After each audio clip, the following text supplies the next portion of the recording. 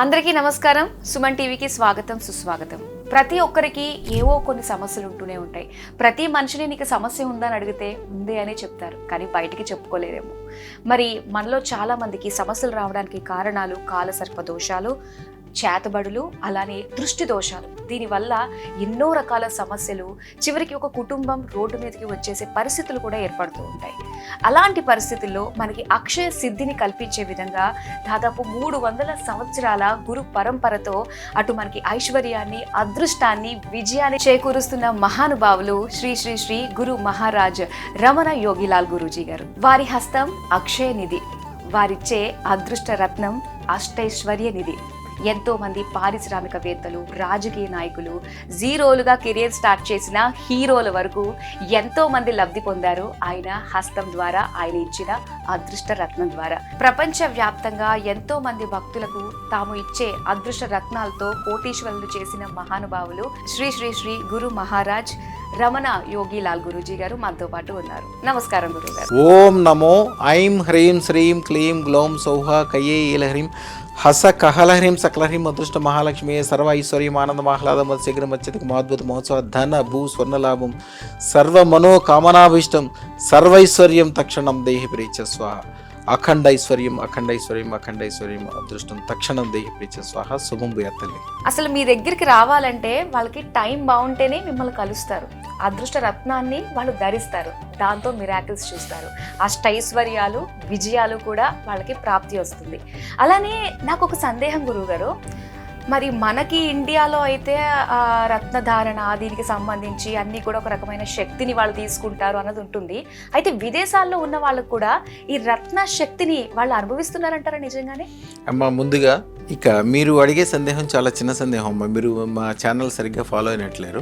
ఒక్కసారి ఫాలో అయితే మీకు కరెక్ట్గా ఐడియా వస్తుంది. ఎందుకంటే విదేశాల నుంచి ఎన్ని వేల మంది ఇక్కడి నుంచి విదేశాలు వెళ్ళిన వాళ్ళు, విదేశాలు వెళ్ళంగానే అందరూ ఏమనుకుంటారంటే విదేశీ వెళ్ళడం గొప్ప అనుకుంటారు. విదేశీ వెళ్ళడం అస్సలు గొప్ప కాదు. విదేశీ వెళ్ళడం అంటే మన ఊరి నుంచి పక్క ఊరికి వెళ్తాం. విదేశీ వెళ్ళిన తర్వాత ఉన్న ఊరిని కన్న తల్లిని వదిలి వెళ్తున్నారు కాబట్టి ఇక్కడ వాళ్ళు కనుక సంవత్సరానికి ₹1,00,00,000 సంపాదిస్తుంటే మీరు 100 కోట్లు సంపాదించాలి. మీరు ఎందుకు వెళ్ళారనే విషయం ఇప్పుడు మైండ్లో పెట్టుకోండి.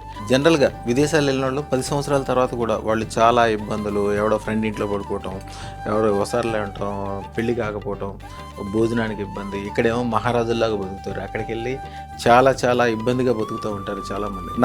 నా దాంట్లో చూడండమ్మా, నా దగ్గర సుమారుగా 3 సంవత్సరాల క్రితం ఒకసారి లెక్కేస్తే నా దగ్గర నుంచి అదృష్టరత్నం పెట్టుకుని వెళ్ళిన తర్వాత విదేశాలు వెళ్ళటమే కాకుండా సొంత విమానాలు కొనుక్కున్న వాళ్ళు 270 మంది చిల్లరు. ఆంధ్రాలో చౌదరీస్, మన తెలంగాణలో రెడ్డిస్, వీళ్ళకి భూములంటే చాలా చాలా ప్రాణం.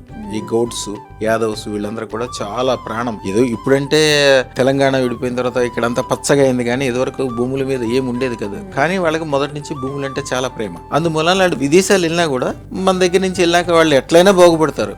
వెళ్ళిన తర్వాత ఒక 1000 ఎకరాలు 2000 ఎకరాలు కొద్దిగా వ్యవసాయ క్షేత్రాలు కొనుక్కుంటారు.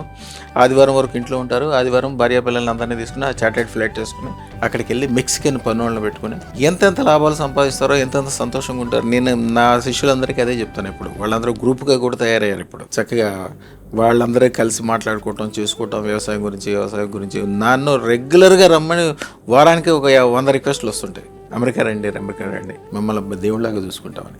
మన దగ్గరికి వచ్చిన తర్వాత అమ్మ విదేశాలు వెళ్ళటం కాదు. కొంతమంది అయితే చూడండి, ఇంట్లో 10 మంది పెడితే కూడా 10 మందికి అప్పటికప్పుడే పాస్పోర్ట్లు వచ్చేసి బ్రహ్మాండంగా వెళ్ళిన తర్వాత గొప్పగా ఉండటం విషయం నేను చెప్తాను. ఏదైనా పని స్టార్ట్ చేయడం గొప్ప కదమ్మా. మన దగ్గర అదృష్టత్రం పెట్టుకున్న దాకా విదేశాలు వెళ్దాం అనుకుంటే విదేశాలకు సంబంధించిన ఒక మంత్రం ఇస్తాం. ఒక తెల్ల కాగితం తీసుకుని దాని మీద ఆంజనేయ స్వామి గుడి నుంచి తెచ్చుకున్న సింధూరంతో స్వస్తికి పూసి, స్వస్తికి రాసి పడమటి గోడకి ఎదురుగుండా కూర్చుని మేము ఇచ్చిన మంత్రం చదవాలి. విదేశాలు వెళ్ళటం చాలా చిన్న విషయం వద్దు, వెళ్ళటం కాదు, వెళ్ళిన తర్వాత విపరీతమైన సక్సెస్ ఉంటుంది. సంవత్సరంలోగానే ఇల్లు కొనుక్కోవటము, పెళ్లి చేసుకోవటము. ఒక అమ్మాయి అయితే కెనడాలో ఉంటుంది. ఆ అమ్మాయి చదువుకోవడానికి వెళ్ళిన తర్వాత మంచి సంబంధం కుదరడం, అది కూడా చాలా చాలా మంచి సంబంధం. అది అసలు అలాంటి సంబంధాలు ఉంటాయని కూడా తెలియదు. అమ్మాయి మామూలుగా చదువుకోవడానికి వెళ్ళినప్పటికీ ఒక చోట ఉద్యోగం చేస్తూ ఆ ఓనర్ తోటే పార్ట్నర్షిప్ తోటి మళ్ళీ వేరే సంస్థ పెట్టి సొంతగా అపార్ట్మెంట్స్ కొట్టుకుని అద్దెకి ఇవ్వడానికి వీలుగా ఎన్ని వ్యాపారాలు చేస్తుంది, ఎన్ని వ్యవహారాలు చేస్తుంది. ఆ అమ్మాయి ఏం చెప్పిందంటే, స్వామి మీరు నన్ను ఎప్పుడు అదృష్టం పెట్టుకున్నప్పుడు సొంత విమానం కొనుక్కోమని చెప్పారు కదా స్వామి, నేను ఇప్పుడు త్వరలో కొంటాను స్వామి అని చెప్పి మీరు టెస్ట్ మెడల్ చూపిస్తాను చూడండి. ముందు అమ్మాయి గారి కోసం అదృష్టం పెట్టించాము. పెట్టించాము. అమ్మాయి వెళ్ళిన తర్వాత కూడా చాలా అనుకూలంగా అన్ని కూడా పాజిటివ్ గా ఈ రోజు మంచి స్టేటస్ లో ఉంది. అక్కడ మంచి పొజిషన్, సొంత ఇల్లు కొనుక్కున్నాను. మీ అమ్మాయి నాకు పెడతా ఉంటది, నేను త్వరలో విమానం కూడా కొంటాను స్వామి, మీరు దీవిచ్చారు నన్ను, విమానం కొనగలిగే స్టేజ్కి వెళ్తానని, నాకు అలాగే ఆశీర్వాదం. అలాగే వెళ్తున్నానని ఎప్పుడు మెసేజ్ కూడా పెడుతుంటుంది అమ్మాయి. అంత ఇలా మంచి చాలా మంది ఉన్నారు నిజంగా వాళ్ళ సంతోషాన్ని టెస్టిమోనియల్స్ రూపంలో మనకి అందిస్తున్నవారు. ఒకళ్ళు ఇద్దరు కదమ్మా, వేల మంది మన దగ్గరికి వద్దాం. మీరు ఫస్ట్లో అడిగారు, మన దగ్గరికి వద్దాము అనుకుంటే వాళ్ళు వద్దాం అనుకుంటే రాలేరు.